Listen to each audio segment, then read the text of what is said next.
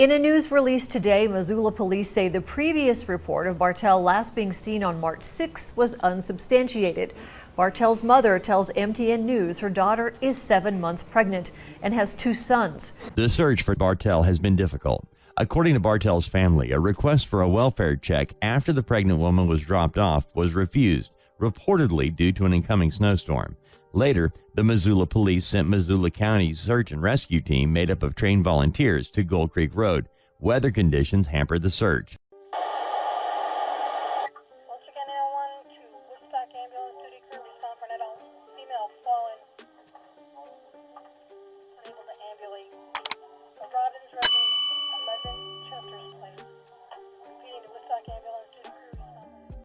In today's video, we're going to be headed to Missoula.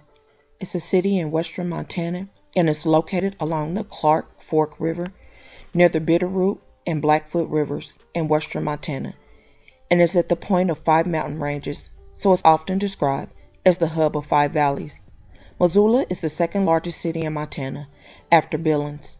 Montana is one of the least populated states in the U.S., and the Missoula community has always been pretty tight-knit. On February 21, 2023, a 26-year-old resident, Nefertari Bartell, who was at the time 7 months pregnant, and with her dog Nova, they would go take a walk, but something tragic took place because Nefertari would never be heard from again. And something like this would rock the entire town.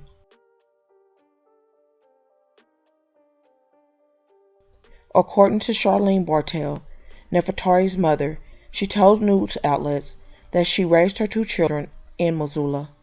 Nefertari is the youngest, and it's a lot of river rafting, hiking in the mountains, fishing, and just a lot of outdoor activities in general. According to Charlene, Nefertari always enjoyed everything Missoula had to offer. She would teach her how to drive in the mountains when she was younger, and she liked to hang out with friends. But as Nefertari grew older, Charlene said her daughter's priorities shifted. When she had her kids, that was her main priority. She loved taking care of her kids. Nefertari had 2 younger children. She was also 7 months pregnant with her 3rd at the time of her disappearance. She was really excited to have the baby, Charlene stated. Motherhood was really important to her. In February, Charlene said her daughter, Nefertari, was living in an apartment in Missoula with her youngest sons. Nefertari's eldest son lived with his father full-time. Charlene said the last time she spoke with her daughter was on February 15th. Missoula police are investigating the disappearance of a 26-year-old woman. Nefertari Bartell was last seen in the Missoula area in the afternoon. MPD spokesperson Whitney Bennett tells MTN they continue to investigate the circumstances surround her disappearance. Let's descramble what we just heard. You hear the reporter Jill Valley, KPAX, saying that detectives will not release the information about her last known whereabouts. That sounds mysterious, doesn't it? It's not mysterious because they don't know. And they don't want to say, IDK, I don't know, because their job is to know, to come up with something. I'm not saying they're not working. I'm saying it's not mysterious. Like they know something they're not telling us about this girl. She said the 2 discussed Nefertari's plans to move in with her in Condon, Montana, about an hour away from Missoula. She was excited, Charlene recalled. Then the next thing you know, that was it. She was gone. A few weeks went by, and Charlene said she hadn't heard from her daughter. It was not unusual for my family not to speak to her for a couple of days, Charlene stated. She's 26, you know. But then, on March 9th, Charlene received a concerning call from a detective, Jeff Lloyd, of the Missoula Police Department. She said the detective told her a friend of Nefertari's had reported her missing. The friend hadn't heard from her daughter in about a month. According to Charlene, Nefertari's youngest son, who lived with her, had been staying with his paternal grandmother since February 20th, and she hadn't heard from Nefertari either, which caused that grandmother great concern. This will be the longest time Nefertari has gone without talking to her youngest son, Charlene said. She searched her daughter's apartment, and what she saw truly worried her. Nefertari's wallet, phone, keys, and Apple Watch were all there. There was a full pizza sitting on the counter with one piece missing, and it just definitely was not like her. Charlene told outlets that her daughter's door was also open, a telltale sign that something happened. Detective Lloyd with the Missoula Police Department would say that Nefertari was last seen during the late morning hours of February 21, 2023, near Mountain Highway 200 East and Gold Creek Road in Missoula. According to the detective, she was walking with her dog eastbound on Mountain Highway 200 East in East Missoula while it was snowing. A passerby saw her walking in the snow and offered her a ride. He went on to say that Bartell then requested a ride to a cabin she located on an online map in the area of Primrose Meadows up Gold Creek Road. He noted that the cabin no longer existed and was demolished prior to Nefertari's disappearance. With me is Miranda, the Good Samaritan. Miranda? Hi. Thank you for being with us. What happened? Tell me everything. That story's hard to hear because it wasn't just a little drizzle or a little bit of snow. We were experiencing kind of a sudden blizzard condition in that Missoula area that day, and it had just began. So when I came out of Missoula and had spotted her, she was running against basically a blizzard, almost frantically. And I thought, oh my God, I can't. And so I pulled over immediately and said, get in here and we'll figure out what you got going on. So I waited until she kind of thawed out and was able to speak, and asked her where she wanted to go. And that's when she told me that she wanted to go to this Gold Creek cabin. When I first picked her up, it was really kind of hard to gauge because the weather was really extreme, and she had been running against it, and I don't know. It's like she got caught in a storm and was trying to run her way through it, but was kind of running into it. And so she really was just happy to be not along the road, kind of relieved. But she was, I don't know, she was clear. She was in her right mind. Did she have a dog with her? She did, yeah. She was in her right mind. She was not under the influence of drugs or alcohol and has no history of that. She got in the car, got warmed up, and said she wanted to go to a cabin up on Gold Creek Road. Is that correct? It is, and that's where my wheels got spinning pretty hard because I am an avid hiker, and I have been up in that area several times. So I basically, from the time I picked her up, it was, I don't know, about 6 miles to where the turnoff was, and we talked about it. You know, we talked pretty in depth about what the plans were. And what did she say? Well, she told me that she was going to go up there to meet a boyfriend. So she was going to meet a boyfriend. Yeah. And she never said a name. She just said a boyfriend and kept it real vague. Okay. And I questioned her for, well, it turned out to be 10 miles because once we turned up the road, I honestly thought it was going to end up being snowed in and I wasn't going to be able to get that far. And it was kind of like, I'm going to show you that this isn't a really good idea. And then they were doing a logging unit up at the end of that road. And so it was plowed all the way up. But there was one guy up there working? So there was the snowplow operator and I didn't see anybody at the logging unit because it was up past where I had dropped her off. Charlene told the news that she spoke with the woman who gave her daughter a ride that day, who told her that she dropped Nefertari off at a mile marker off of Gold Creek Road around 3 p.m., but had a bad feeling about Nefertari hiking her way up to a cabin. She went down to the highway and immediately called the sheriff's department because she was concerned.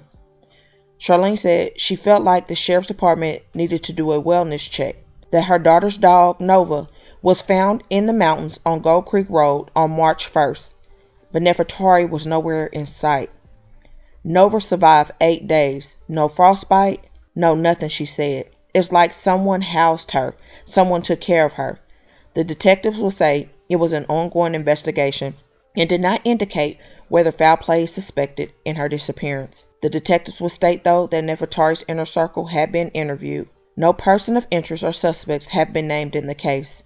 There have been approximately 206 miles and 309 search hours recorded since Nefertari's disappearance.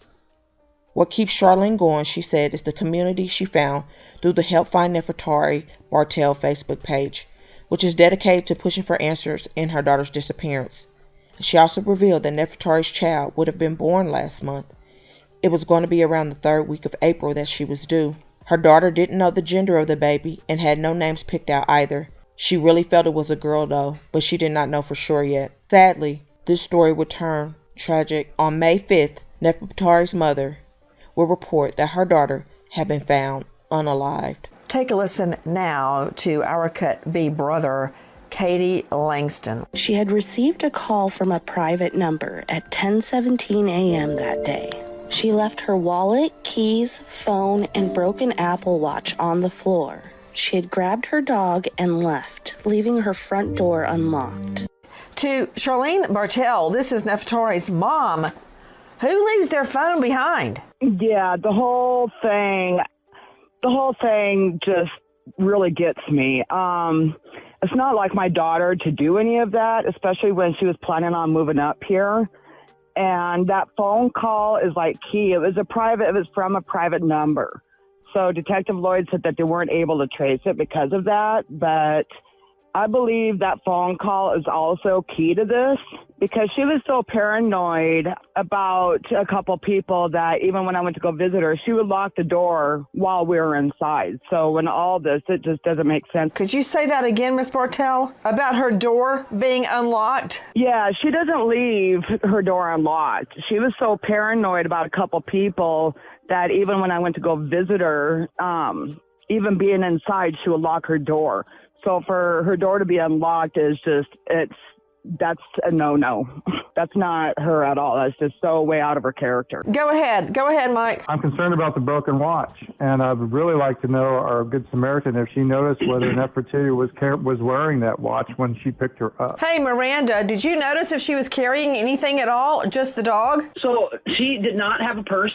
I couldn't tell if she had a watch on just because she had, a jacket and, clothes, winter clothes.